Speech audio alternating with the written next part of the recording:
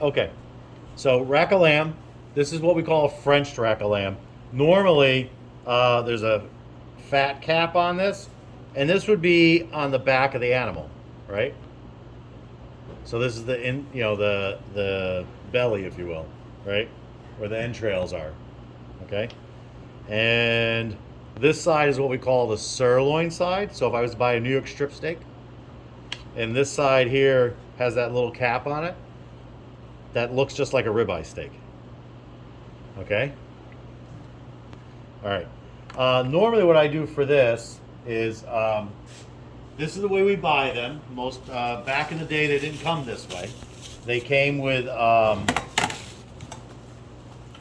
the fat cap on it. So what I like to do, and I follow a bunch of people on Instagram and whatnot. Good chefs. They still leave this on. So this is what most people do. What I do is to do the way we traditionally used to call this is a French rack of lamb. So a traditionally French rack of lamb is I'm going to take the rest of this fat off because on lamb, what most people don't like is the fat, the flavor from the fat. So I'm pressing. You're not going to do one of these. I'm just showing this to you. I'm cutting basically really almost into the bone, trying to get as much of this off of the bone as possible. Okay. And then what I do is you can go like this if I'm trying to do it perfectly old school. This part is done, I think, with high pressured water. There's a system, a machine in place. All right. So you can do that. This is this is the way I was taught at the butcher shop back in the day. And then you take a cleaver and you basically you go down this way and you get the rest of. All right, so I get the rest. I'm basically scraping it off the bone. If you don't cut it enough there, it might not come off as easy. So this is the way I was taught originally how to do it. It was before we could buy these French rack of lambs.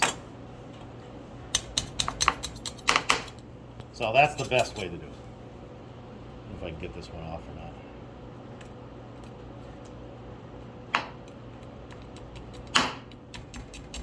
So I'm just using the back of the chef's knife, right? And then I come back and I basically just cut this off. Depending on what I'm doing. This takes more work, right? But there's another way I won't show you. There's a quicker way that I started doing just to be a little easier. And I can take this, and I can take this stuff, and I can chop it up a little bit, brown it, get it really crispy and brown, and then add veal stock to make the veal stock now something I can use for my lamb sauce. Okay? So it's pretty clean. I can keep going and get more off.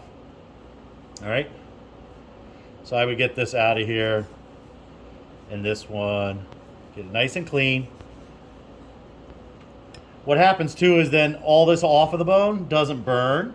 So the bone looks really nice and clean when it's cooked. You have to be careful you don't take too much, go down too far, because otherwise you're going to have the meat fall off the bone. And the other thing I like to do, you see this silver skin here? Even if I wasn't going to do this, I would take some of the silver skin off. So the way you saw it, the minimum I would do is take some silver skin off. So I usually just try to take the middle off at least and just leave it alone. If I keep going, this piece of meat will come off, and this is nice and tasty and tender. So that's a nice, that's good. It could be a little better, but I don't want to keep putzing with this one.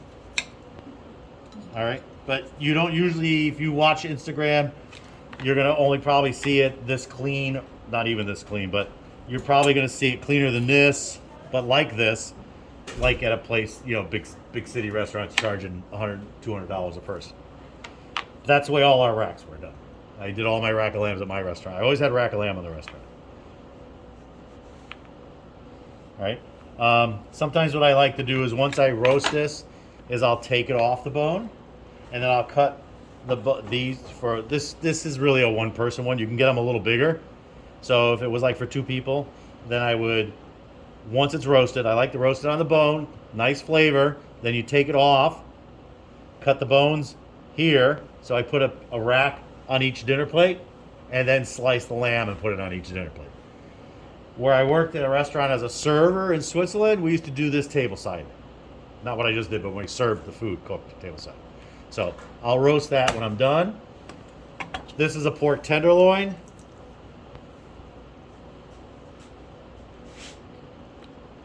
Okay. All right. We'll cook those up. All right, leg of lamb.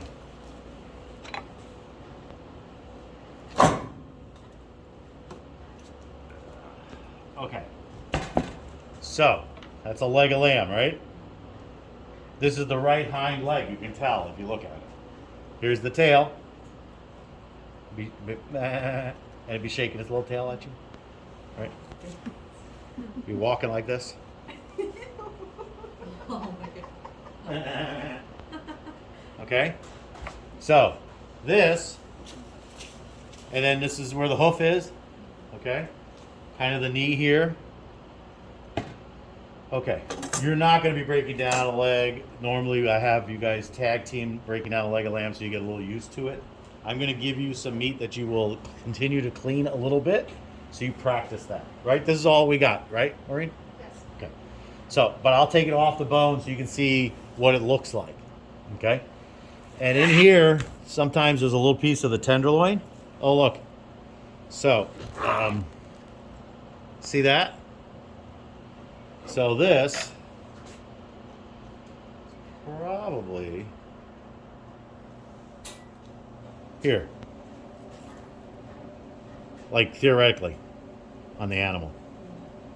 Okay, so that's the backbone. The different side. This is probably from the States. This is probably from New Zealand or somewhere. Probably like that. Okay, roughly. Okay. All right, remember I talked about once we get our hand clean, definitely keep this clean, don't get it wet. All right, so, and there's kind of a map here, just like on the chicken. Wherever you see silver skin, you see fat, there's usually going to be connective tissue, silver skin, between the muscles, okay? And this is the hip here. So it goes this way. I've been doing these for a long time. And you can feel it. It's right there. The bone comes here, and the joint is right there somewhere. We used to get veal legs. We used to do 2 a week almost, way back when I was talking about the Hilton. Okay, so I'm just going to get in here. There'll be some pieces of meat that are definitely just stew meat in here. There'll be some pieces of meat that we could use I'll clean this up afterwards. There'll be some pieces of meat in here that would be nicer for roasts, and you'll see that shortly, okay? All right, so I'm just taking this off. The fat here. There's nothing I'm going to do with it. And I'm going to try to keep as much of the meat behind as possible. And I'll try to just get the big chunks and give you each a chunk to break down a little, clean up the meat so you get used to using a knife a little bit. So I know there's a muscle here because here's the bone. So I'm going to just kind of clean this up just a little bit. So if I go too far, then I'm going to start taking meat off. This would all cook down for stew anyway. All right, that'll all get soft and tender for stew. Okay, so for this, I like to hold my knife like this. You're not going to you'll see why.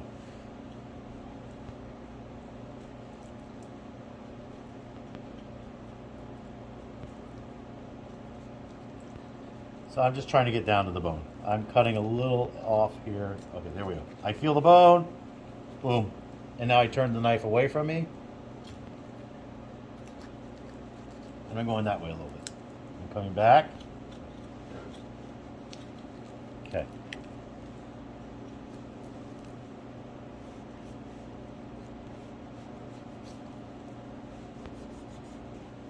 All right, you can see the muscle there.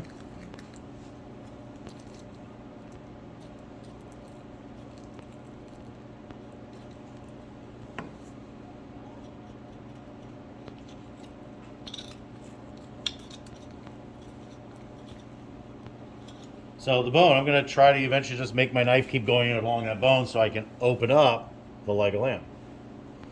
Okay.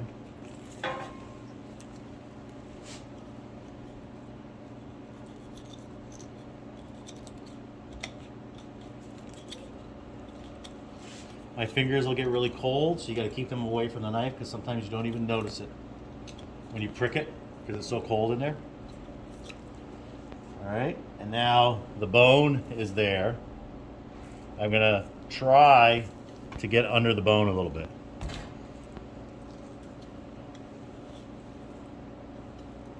Okay.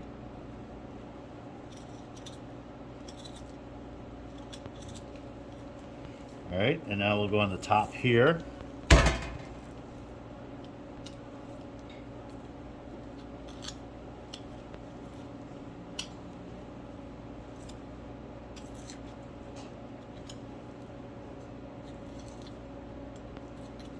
There's a kneecap here. We want this to stay together, so there's a chunk of meat that'll come this way, and then there's a piece that wants to stay. That's the lamb shank.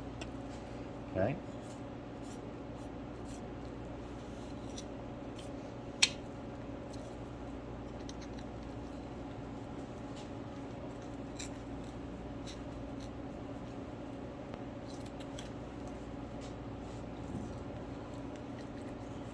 I can feel the kneecap there. I gotta get around it. My finger's getting really cold.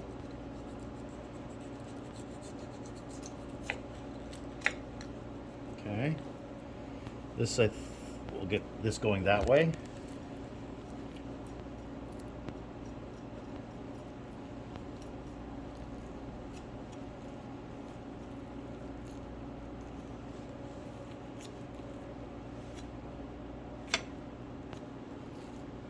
So I'm trying to keep the lamb shank muscle that way.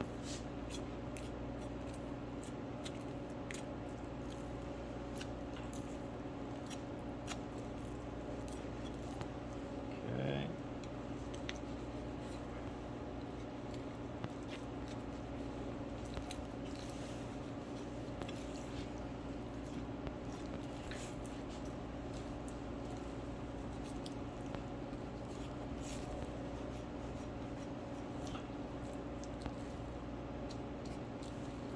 I'm just trying it there a little bit with the finger too, just like with the chicken.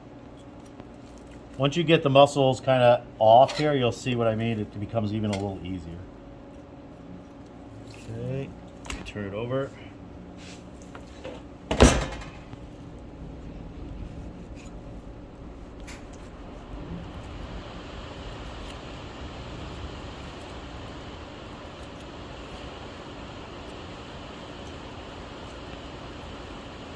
And I'm back. I gotta get my finger out of the way because it's ice cold. Okay, there we go. So, I got the lamb shank hanging out here, and then I'm gonna get the rest of this. See, it's almost off. Okay. All right, and then I got to get it out of that joint there, right? So I'm just gonna take the tip of it. I don't know if you guys can hear it. Some of you heard it. I heard that. So air went in there. So we have tendons in there that keep our joints together, and that's what I don't know what the ones in there are called. But that's what I have to get my knife in there.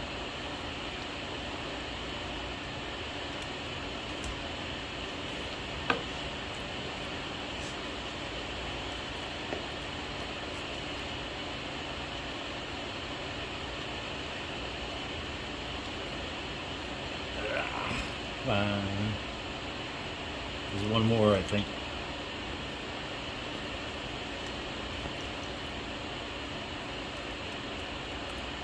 Where are you?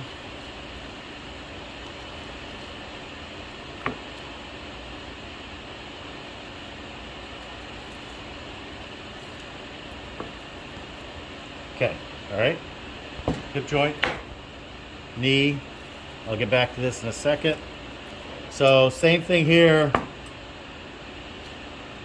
We just got to cut the ACL, MCLs, and all those. You know, we buy these; they're usually just sawed off. Okay.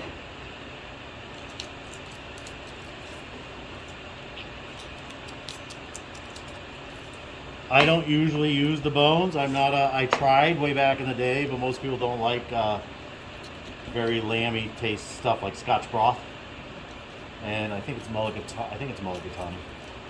So like Scotch, um, so lamb stock based soups. Okay, so that's the what is that? The femur, and there's a lamb shank. So that makes an awesome braise. The meat in here, there's so many tendons in here. If I cut a slice of it, like the veal osso buco, you'll see there's so much connective tissue in there. It needs to be braised. So, lamb shank, write that down, Google it, look in the book. How do we cook it? It's a braise. All right, so all I got left to do here is to get it off the rest of the pelvic bone, I guess, right?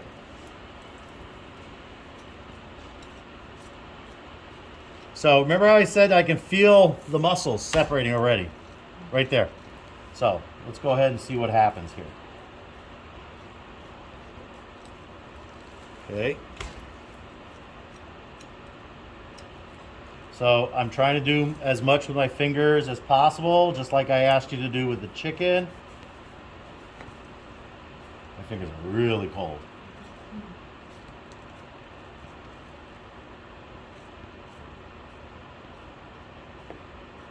Okay, so this is the top round.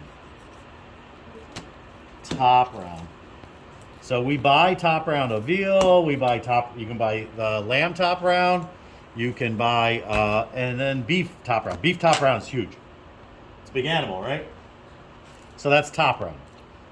It's got a chunk that's really nice here. It has a cap on it depending on what I'm doing. I leave it on or off. Okay, so that's the top round. All right. And then we've got a bottom round and an eye round in here. Okay. So, I think this is the bottom round here.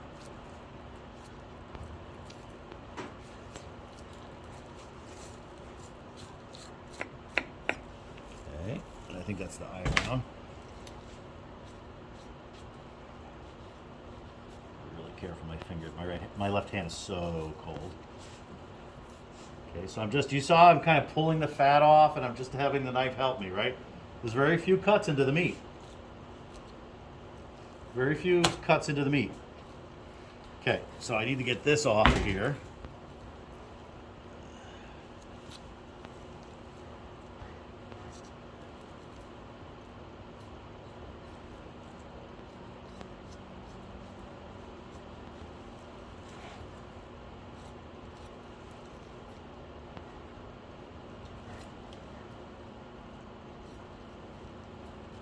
To the bone. What happens sometimes is you get like too anxious and then you go ahead and just cut that last inch off. It's not like I'm leaving a lot behind, but it's like leaving the oyster behind in the chicken, right? Okay. So we're looking pretty good here. I now just want to get down to where the bone is. I can feel it, okay. I'm just trying to follow the bone. I'm just wiggling along the bone.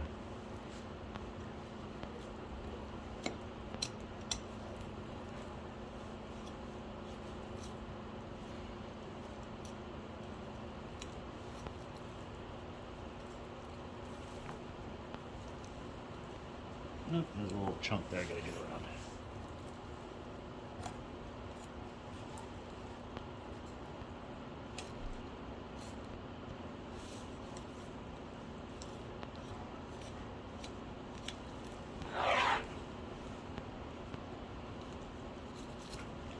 Okay, so I'll break this apart. So here's the eye round. That's purchased a lot, depending on what you're going to do with it. Like in a small animal like this is going to be tender. In a big, you know, like beef, it's not so tender. It's a nice, like a pot roast almost. This and bottom, eye round and bottom round. This is what I would do more. Was it you asked me about poêlée? With a little water in a pan with a lid. I'd probably do that. This is really good for like pot roast. This more liquid, less liquid. Okay, so that's the eye round. And here's the bottom round. So these are cuts that we use from all animals, especially though from like beef. You know, you'll see these separate from beef because almost nobody buys a whole leg of beef. And everybody struggles. The restaurant owner, chef in Portland said, you know, he tries whole animal and he does it because he really likes to do it. But he goes, the hard part is getting customers to want to eat everything from the whole animal. It's not so much that we can't figure out how to use it. It's that customers don't really want all the bits and pieces. All right, so that's the bottom round. Okay. And I'll lay these out so you can take a picture. And then I always forget what these are called. Do you remember, Marie? No. Like those are the major ones. This is what you buy a lot of. Bottom round. Bottom round, eye round, top round, shank, rack of lamb.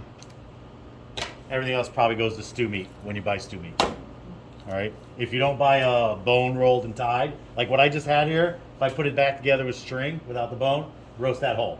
So it's not a whole roast of leg of lamb. Then it's going to be probably top round, stew meat. Like I don't think you can buy eye rounds. I know I can buy this. Cryovac, individually cryovac, that's great. So you can take this, cut big slices, clean up the outside, cut big slices like a steak, cook it to order, and then slice it thin like London broil. It's awesome for a la carte. Okay. Top round, eye round, bottom round. What were you looking? Yeah. So what Silver side, rump, top side, knuckle. oh, rump and knuckles, that's right. Rump and knuckles, they call them. So this is probably, because this is the rump, roll here. So something here is rump, and then the knuckle. And then there's, sometimes you can take this off. I don't like to. I like to leave it on. I think sometimes people take that off. But then your shank becomes very thin, small. Okay.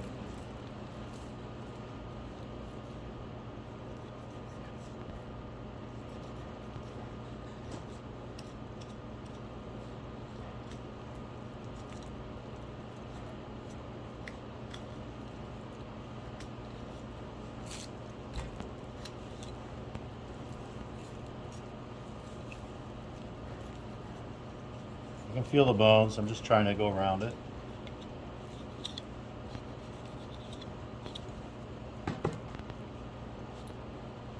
My fingers, cold fingers, not sticking out on the other side. Well, it's so cold. Like it's gonna go like in. You're almost not gonna feel it too probably. All right, so not bad. There's that little chunk I could have gotten off. It's not actually even a chunk. All right, so then here you can see already it's breaking apart. It's breaking apart right there. Little to no knife work.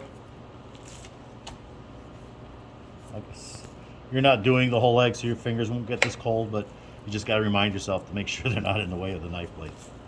Okay. It pulls apart almost. Like if I put the knife down, I could probably tear it apart with my hands. So that's probably, I think that's the rump, and I think this is the knuckle. Where am I on the animal? Yeah, I think. All right, so I'm using my fingers first.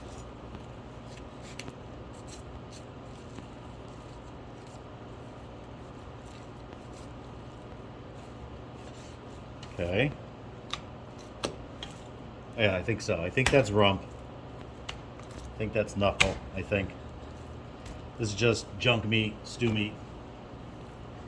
All right, so double check your picture if that looks about right. I think that's the knuckle. That looks like small. The knuckle was smaller? So It's such a. That's the knuckle, I think. you think that's what I That's said? pretty. Yeah, I think this is the knuckle. Yeah. Yeah. This is the rump piece. Yeah, that looks about right. This is the bottom round. Yeah. This is, I think one was called, they called them different. There's one called the silver side, which may be that. Well, that's the bottom round. Yeah. That is the bottom round. But it does have that silver skin on it.